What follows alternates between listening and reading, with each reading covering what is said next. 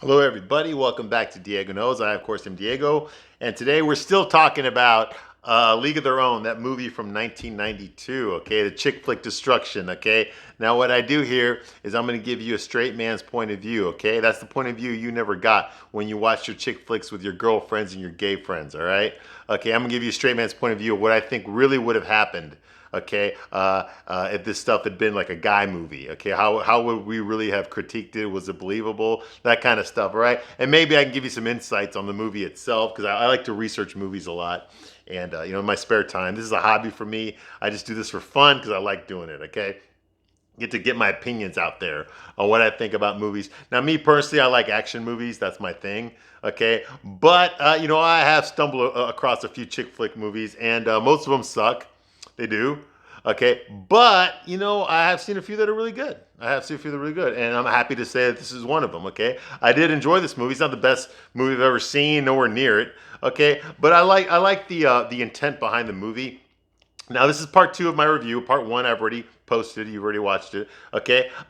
So where we left off here, okay, was that the women formed a team. Okay, this was the American the American Girls Baseball League, I think is what it was called. Okay, it was actually a real team, a real league that existed between 1943 and 1954. Okay, this movie only deals with the 1943 season. Okay, the movie is about the Rockford. What the hell was her name again? The Rockford Bells, I think it was, or I might be wrong. That might be the Racine Bells. The Rockford Peaches, sorry. And the Rockford Peaches in real life were the most successful out of all the female baseball teams. They were the most successful one. They won 4 pennants, okay? And the Racine Bells won two, okay? And that's the team they play at the end of the movie. Okay, so basically, I gave you a backstory on it in part one. Okay, where we're at right now is basically Gina Davis's character, Dottie Hinson. Okay, she's having a flashback. Okay, of all the stuff that happened back during World War II, where all the men were out there fighting, including her husband. They're out there fighting World War II. So, in order to keep baseball alive, they had to create a female league in order to keep butts in the seats and keeps tickets sold. All right. So that's what they're doing right now. Now, Dottie Hinson's character, Gina Davis's character, she enjoys playing baseball, but she comes across as though it's just something she's doing to keep herself busy until her husband comes back from the war. Okay, she's not in love with the sport. She's not, she's just doing it to do it. Okay, she's mostly doing it for her sister. Her sister is in love with baseball, even though she's not nearly as talented as Dottie is. Her sister Kit, not nearly as talented as Dottie is. Okay, but she's doing it for her sister, and she becomes basically the mother role for the other girls. Okay, she takes care of the other girls. She's definitely the leader of this team. Okay, even though Tom Hanks's character Jimmy Dugan is the official manager, it is Dottie Hinson that is the leader of this team. Okay, she's the one that really coaches all the girls. Once Tony Dugan or Jimmy Dugan gets out of his drunk stupor, then Tom Hanks's character begins to act like a manager. He starts talking. He starts talking to the girls the way he would talk to boy players, which you can't do because girls are more sensitive. Sorry, ladies, but it's fucking true. Okay. In one scene, a girl breaks down and starts crying when he chews her out for fucking up a play. Hey, let me tell you something, okay? I've played sports and I've got my ass chewed plenty of times for fucking up a play, okay? And it's just expected, you don't take it personal. You're like, okay, I fucked up, and now I know. Now I'm gonna remember not to do that again, okay? But this girl's, hey, lay off of her. And of course, even the umpire is a fucking white knight, and he goes up to Tom Hanks's characters, hey, listen, you need to talk to these girls like they're your wife or something. He's like, yeah, well, you look like a fucking dickhead. And he gets kicked off the field, because he's still a drunk. He's still an asshole. He doesn't see this as a real job. Basically, they threw him a bone. They're not going to let him play baseball again because of his injury and because he's a notorious alcoholic. So they decided to throw him because he won so many games for the league. They decided that they were going to give him like a pity job. Okay, you can manage this bullshit female team, and by that, all he has to do is basically come out there, announce himself, and wave, and that's it. He'll go back in the dugout and just fucking get drunk. Okay, so that's why Dottie takes over as the leader of the team. He wakes up from his stupor when he realizes how good Dottie is. Okay, Dottie's actually extremely talented baseball player, very good baseball player. She can catch a ball barehanded. Okay, she can there's a scene where she does a split to catch a foul ball. Okay, which obviously was a body double, but it's the movies, right?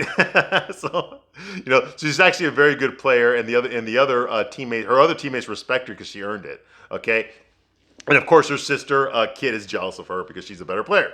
They actually wanted Dottie. They didn't want Kit. But Dottie refused to play baseball unless they brought her kid sister along. Okay. And that aggravates Kit to no end. Okay, because she's always been jealous of her older sister. Okay, so that's going on here. We get to meet the other players. Madonna plays this fucking slut. Apparently, she's the only slut that ever existed because when a priest hears her confession, he drops his Bible twice and he sticks his head out of the confession booth like what the fuck could she have told you that you didn't fucking see coming? Like that's so fucking stupid. Okay, now I know they're trying to highlight Madonna. She's not the main character, but she plays a character named May, all the way May, who's basically the slut of the team. Okay, she wants to fuck everyone. She's the best dancer. Okay, obviously it's Madonna playing her. Okay, and she does this choreographed dance with some other guys in a fucking. They do some swing dancing, which I love. They do that in a bar when the girls all sneak out. They're not supposed to go anywhere without a chaperone. They're not allowed to drink. They're not allowed to smoke. They have to wear their hair long. They have to wear lipstick and makeup while they're playing. Yeah, they cannot wear pants. They have to wear skirts. I mean, this shit was all true. They had to go to charm school. I mean, this shit was all true. This all shit really did happen. Okay. Okay. So that's going on. And then Tom Hanks's character, Jimmy, he realized that maybe because Dottie's so good that maybe he can actually mold this team into a real baseball team like with men. Okay, so he starts taking the job more seriously. Okay, he starts getting scared that Dottie doesn't take it seriously. And what I mean by that, even though she's the best player there and everybody respects her, okay, she's just doing this until her husband comes back from the war. That's all she's really doing it for. That's what she says. But you can tell through Gina Davis's performance, and she is a really good actress. She was at the height of her fucking fame at this time. She'd already done The Fly. She'd already done Beetlejuice. She'd already done Thelma and Louise. Yeah, I'm gonna have to do that one. Okay, and she already did Tootsie. Yeah, you forgot she was in that, didn't you? And she already had her sitcom on NBC that lasted one season and got canceled. So she was already well known, and now she's really famous because this is the next movie she did right after Thelma and Louise. Remember, she didn't really become famous again until Stuart Little. That's because she started a movie after this called Cutthroat Island, which lost more money. I mean, the studio that made that movie went bankrupt because that movie lost so much money. Okay, and her husband, Rennie Harlan, was an alcoholic, and she caught him fucking their secretary, impregnating their secretary. Yeah, and that's why she divorced him. Yeah, Rennie Harlan. Yeah, that was her husband. Around this time. And he directed Die Hard too. Okay, but anyway, we're not talking about him. Okay, so she was very famous. So she had the lead female role. Okay, and her acting was very good in this. You could tell, like very subtly, you could tell that she really fucking enjoyed playing baseball. This was her passion. Okay, she was torn between her passion and her duty. She had a duty as a wife. She had a duty. She wanted to be a mother. If her husband comes back, they wanted to have like 10 kids. That was always in the front of her mind.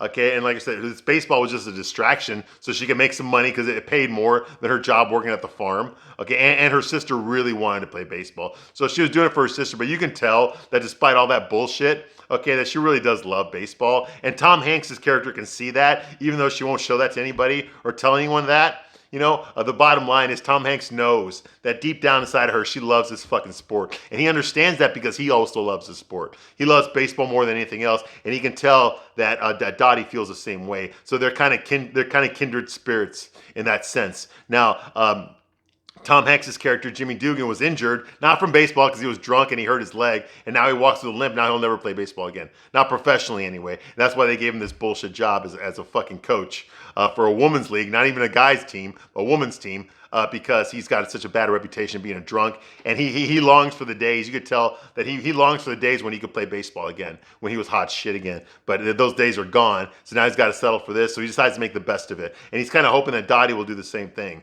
Okay, it's a female league. Yeah, there's a lot of fucking sexism involved. This was the 1940s, okay? And you see a lot of that too. But, it doesn't change the fact that, hey, this is what you were dealt with. Let's make the best of it, okay? And so that's going on. He sees that in her, and he tries to help help bring that out. His love of baseball, he's trying to bring it out in himself, and he's trying to do it by bringing it out in her.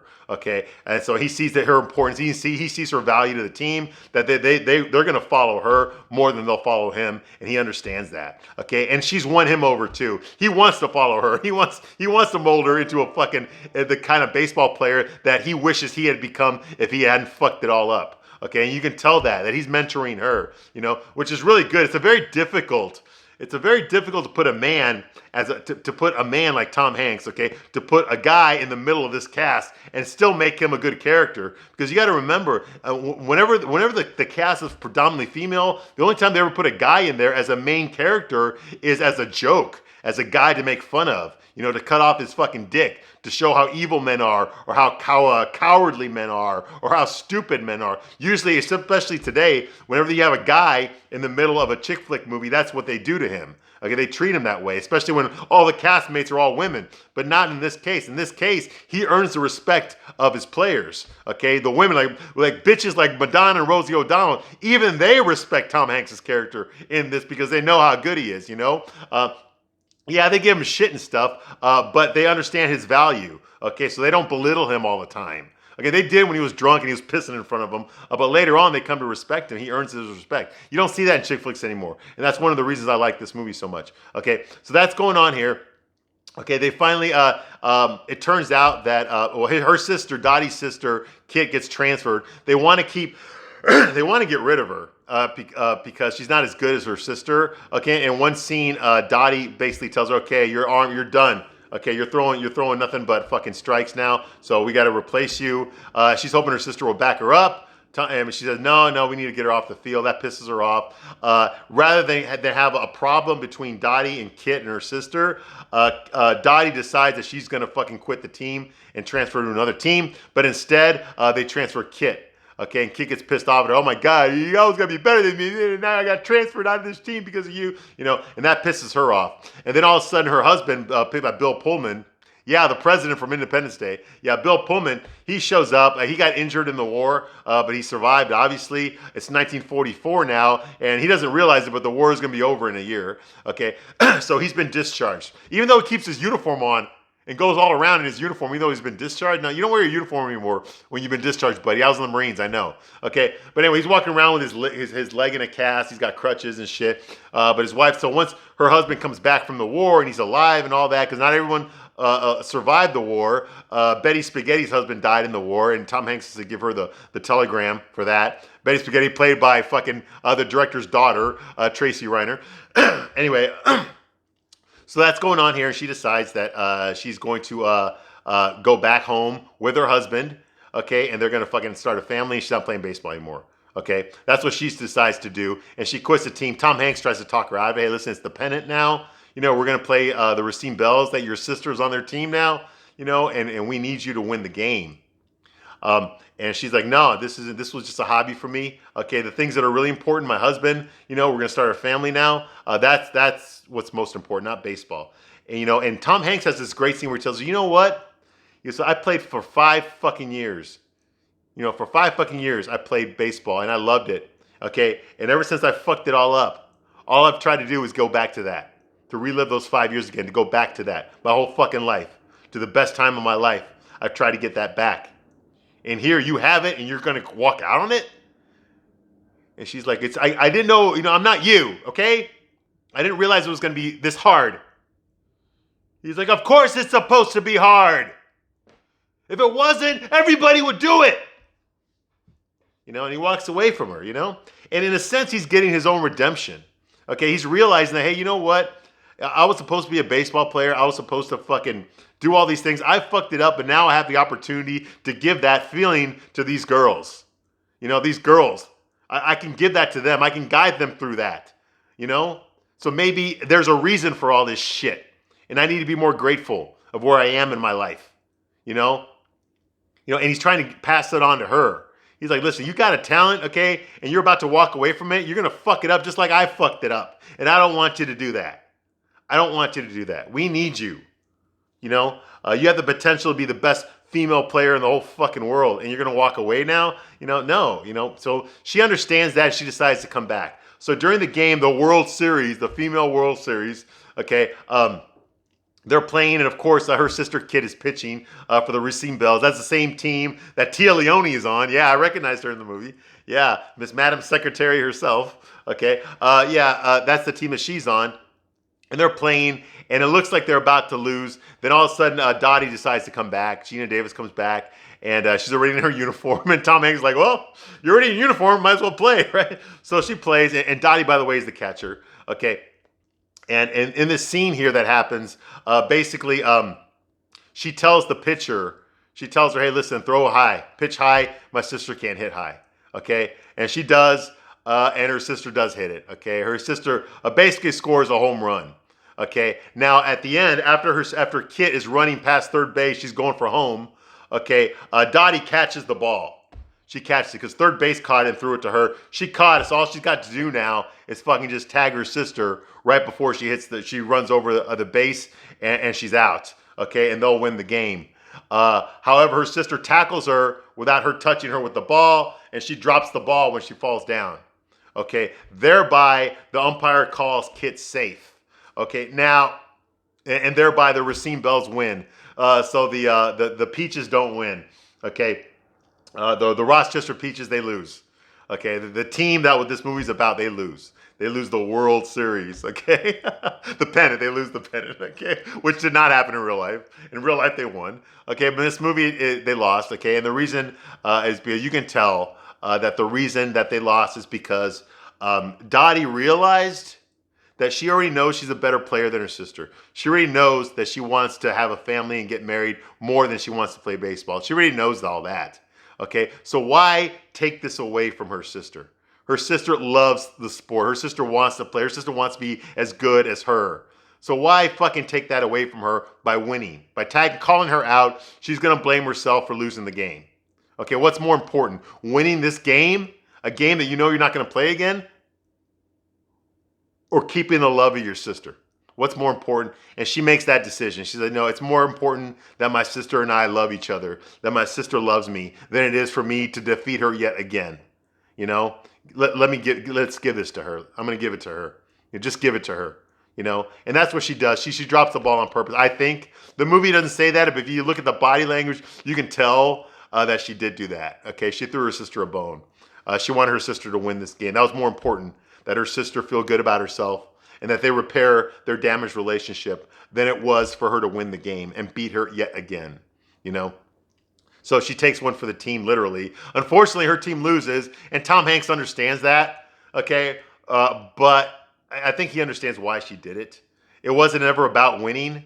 It was about him finding his love for baseball again, okay? That's what it was about, okay? And teaching the lessons that he learned the hard way onto this group of girls, you know? So I think that was his arc, and that's what he learned from it. And Gina Davis got her sister back. They're not fighting anymore. And at the end scene, I thought it was very good, where Kit tells her that, hey, she's going to decide to stay. She's signing autographs now, and she decides that she's going to stay. She's going to get a job off season, and then next year when the season starts again, she's going to play again. And Dottie tells her, "No, I'm not going to do that. I'm going back. I'm going to go back home, and we're going to have our fucking 10 kids, you know." And that's what they decide to do. Okay, and tells her, "Well, didn't you love it? You know, don't you?" He's like, "You're gonna miss this." You know, he's like, "No, this wasn't. This was just something I wanted to do. You know, this is never important to me. That important to me as it is to you." But that's bullshit. We can tell. Okay, we can tell that she fucking loved baseball. She loved baseball so fucking much. But because she loved it so much, she loved her husband more, and she loved her family more, and she proves that throughout the show. Throughout the movie, she proves that she loves her family more than she loves baseball. And her family's going to come first. You know, you don't see that in a fucking chick flick nowadays. You'd never see that in a chick flick nowadays. It's all about the career and getting yours. You know, she actually gives up her baseball career, her very promising baseball career, because she wants to start a family. That's more important to her, okay, than it is to be the fucking the Babe Ruth of the female league. You know. And I thought that was a very positive message. They even mentioned in the movie later on that how come they're like, how come we've never heard about her? That's because she only played one season. Well, this is the reason she only played one season, okay? So now the flashback is over, Okay, they do have a final talking where Tom Hanks meets her husband, Bill Pullman, and he tells her, "Hey, I'm a big fan of yours. I followed your career." He's like, "Well, you're her husband. Well, I'm a big fan of yours then." That kind of thing. And he tells her, he's like, "Hey, they offered me a managing job of a professional male baseball team," and she's like, "Oh, so when are you gonna go there?" He's like, "I didn't. I turned it down. I already got a job." Which means that he's going to stay coaching the women, which is good for him. He found his place. He found his place. He found his calling. Yeah, he fucked up his professional career, but now he has a chance to give back to the sport that did so much for him, and a sport that he loves completely. You can tell that by his performance. He loves baseball. That's his life.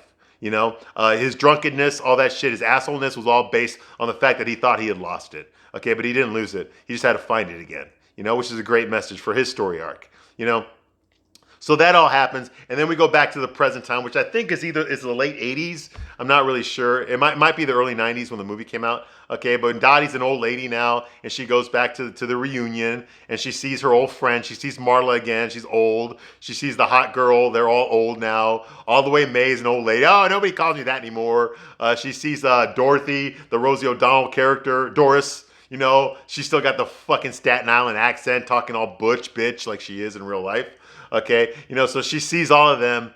Okay, and then they go into the little museum thing. Okay, they cut the tape, to let them in there. These women are officially in the Baseball Hall of Fame. They go in there and they see all the old pictures on the wall of them when they were young. You see, and they kind of like relive it. All these old ladies are all there looking at themselves when they were young ladies. When it was a different time. When they had to wear the skirts and they had to wear their hair long and the makeup while they were playing baseball and all that kind of bullshit that would never fly today. Okay, and she sees all that stuff, and then and some people have passed away. One of the characters notices John Lovis's character, the asshole that recruited them. But even though he was an asshole, he's going to give his wife his pickle tickle. Even though he was an asshole, he did have a heart of gold. He did have empathy, and he did care about these ladies, and he did want them to succeed. He gave them a chance that they never would have gotten if they had never met him. So kudos to him. And there's also a little thing there about Tom Hanks's character. He had died. He already passed away. He died in 1987. Jimmy Dugan died, and so they're looking at him. They're remembering him and how he led the team. And then of course they run into the little boy. Yeah, the little boy that was such a pain in the ass. At one point, Madonna grabbed a baseball bat, was gonna fucking kill him. This little boy went on tour with them, on the road with them, and was a big fucking pain in the ass. He would heckle them that they're gonna lose and shit. He's there. He's an adult now, obviously. Okay, and Dottie recognizes him, like, oh my god, he's not a little kid anymore, but he's still fat. He's still a fat ass, but he's taller now. Okay, and Dottie finds out that her mom died. And that she always talked about how when she played baseball in the '40s, that was the happiest time of her life. So he decided to show up to this thing and honor his mother. And I thought that was really good. Like, okay, so like the mom can't be there, but he can be there. He can represent his mom. And I thought that was very good, very well done. I'm getting fucking choked up thinking about it. I thought that was well done. And then of course the ending was fucking incredible. Okay, Dottie sees her sister Kit. She's an old lady. She's got her kids and her grandchildren with her. They're like, is that you, Grandma? And she's like, yeah, that's me, And you can tell that the love is still there. They obviously haven't seen each other in a long time. But when Dottie sees her sister, I just fucking lost it, man. I did, because you could see there was so much history between them, And you could tell, I think that over the years, Kit realized what her sister had done for her. That her sister threw the game. That her sister gave it up so that she could have it. She loved her sister so much that she wanted her sister to have a life that she wasn't going to have because she wanted to become a parent. She wanted to become a wife and a mother and go back to the farm. She wanted to do that, and so she decided, okay, I'm going to give my sister the life that I didn't have. And I think her sister benefited a lot from it. I think she really did. And you can see that, the love for each other, when they see each other again. Obviously, they haven't seen each other in a while, But even though they're both old ladies now, they're still sisters, and they still love each other. They're still family, and they did share this experience together, and I thought that was wonderful. I've been in the Marines. I know what it's like. And I swear to God, if I went back to a reunion from the war that I was in, yes, I fought in a war, Okay, y'all know about it. Okay, if I went back and saw those guys again, oh my God, I'd probably break down too. It'd be like being a kid again, being in my early 20s again. It really would. So I understand that. We go through that as well when we see people that we have not seen in a long time. And it just all comes back like we're kids again.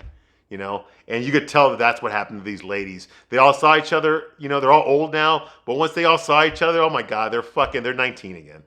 They're 20 years old again. It's like no time has passed. And it's weird to see that. And of course, they sing the fucking song, the baseball song that they had. And then the movie ends. They pose for a picture, and then the movie ends, and I thought it was very good. I thought it was very good. In the first part of this review here, I mentioned some of the historical facts that this really did happen. The characters in this movie are fake. The real characters never existed, but the actual team did exist. The context of this movie did exist. They really did create this team. They really did play during World War II. They did it because, baseball, when all the men went to go fight in the war, they couldn't get people to watch baseball, so they decided to give women a chance to play professional baseball. And it lasted for 12 years, 1943 to 1954, and then it ended when they started televising baseball games. Well, obviously the men all came back from the war. Baseball continued. We had new fucking heroes like Joe DiMaggio and Mickey Mantle. Okay, but baseball became televised, and once it became televised, then that's when female baseball pretty much died out. Okay, and then later on it became softball. Okay, but it was a true story. It was a footnote in the history. Okay, I did relate to these characters a lot. I thought they were great. I played on teams before.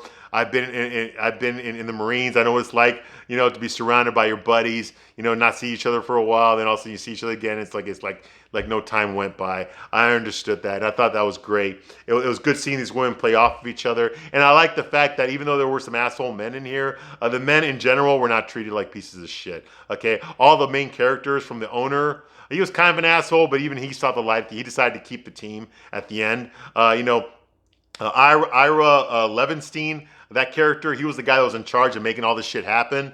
Okay, he was, even though there was a little bit of sexism in it, he really did care about making it work. He really did try his hardest to make these girls into a thing. He wasn't treated like a piece of shit. He wasn't an asshole. He wasn't a coward. He wasn't evil. He wasn't a jerk. Okay, he wasn't stupid. Okay. He actually tried his hardest. He's the one at the end. Him as an old man is the one that cuts the ribbon into the Female Baseball Hall of Fame. Tom Hanks, yeah, he's kind of an asshole, but you understand why he's that way. He wasn't depicted as a piece of shit. Okay, and neither were the other guys in this movie. And I thought, well, yeah, John Lovitz, but even though he acted like an asshole, you could tell that he was actually a good guy inside. So none of the guys in this were treated like shit. Even Gina Davis's husband, Bill Pullman, he wasn't treated like shit. He wasn't treated like some wishy-washy. He wasn't treated like some asshole that all of a sudden, because she realized her husband's an asshole, now she is gonna play baseball because my husband is an asshole.